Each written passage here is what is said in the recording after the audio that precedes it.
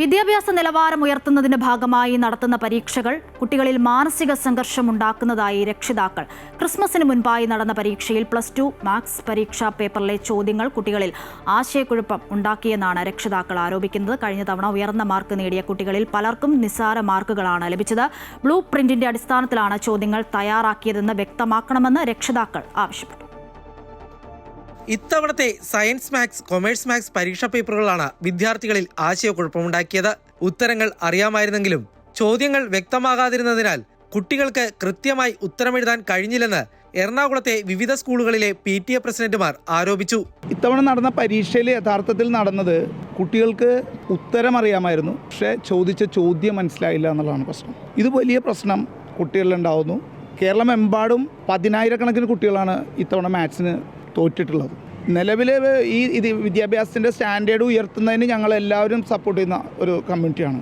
പക്ഷേ ഞങ്ങൾക്ക് മനസ്സിലായത് ഇതിനൊരു ബ്ലൂ പ്രിൻ്റ് ക്വസ്റ്റ്യൻ തയ്യാറാക്കുന്നതുമായി ബന്ധപ്പെട്ടുകൊണ്ടുണ്ടാകാറുണ്ടായിരുന്നു. ഇത്തവണ ആ ബ്ലൂ പ്രിൻ്റ് ഉണ്ടായിരുന്നില്ല എന്നുള്ളതാണ് ഞങ്ങളുടെ അന്വേഷണത്തിൽ ഞങ്ങൾക്ക് മനസ്സിലായത്. അങ്ങനെ ഉണ്ടെങ്കിൽ അത് അധികാരികൾ അത് കൃത്യമായിട്ട് പൊതുസമൂഹത്തിനോട് അത് കമ്മ്യൂണിക്കേറ്റ് ചെയ്യേണ്ടതുണ്ട്.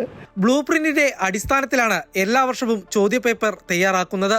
ഇത്തവണയും അങ്ങനെ ചെയ്തിട്ടുണ്ടോ എന്ന് അധികൃതർ വ്യക്തമാക്കണം. +2 അവസാന പരീക്ഷയ്ക്ക് 1 മാസം മാത്രം ബാക്കി നിൽക്കെയുണ്ടായ പരാജയം കുട്ടികളിൽ മാനസിക സമ്മർദ്ദത്തിന് കാരണമായെന്ന് രക്ഷിതാക്കൾ ആരോപിക്കുന്നു. റിസൾട്ട് വന്നതിന് ശേഷം വളരെ പാനിക്കാണ്. അതുകൊണ്ട് മറ്റു വിഷയങ്ങളും കുഞ്ഞിന് പഠിക്കാൻ പറ്റുന്നില്ല. റിസൾട്ട് വളരെ മോശമാണ്. നന്നായിട്ട് പഠിക്കുന്നതാണ് എൻ്റെ മോള്. അവൾക്ക് 10 മാർക്കാണ് കിട്ടിയേക്കുന്നത്.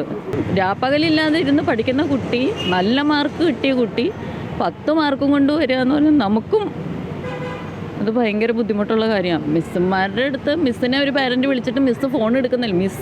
മിസ്സുമാർക്കും ഒന്നും പറയാനില്ല കുട്ടികളോട്. ആദ്യ വർഷത്തെ പരീക്ഷകളിൽ ഉയർന്ന മാർക്ക് നേടിയ കുട്ടികളാണ് ഇപ്പോൾ നിസ്സാര മാർക്കുകൾ നേടിയിരിക്കുന്നത്. വിദ്യാഭ്യാസ നിലവാരം ഉയർത്താനുള്ള പുതിയ പരീക്ഷണങ്ങളാണ് ഇതിന് ഇടവരുത്തിയതെന്നും രക്ഷിതാക്കൾ പറഞ്ഞു.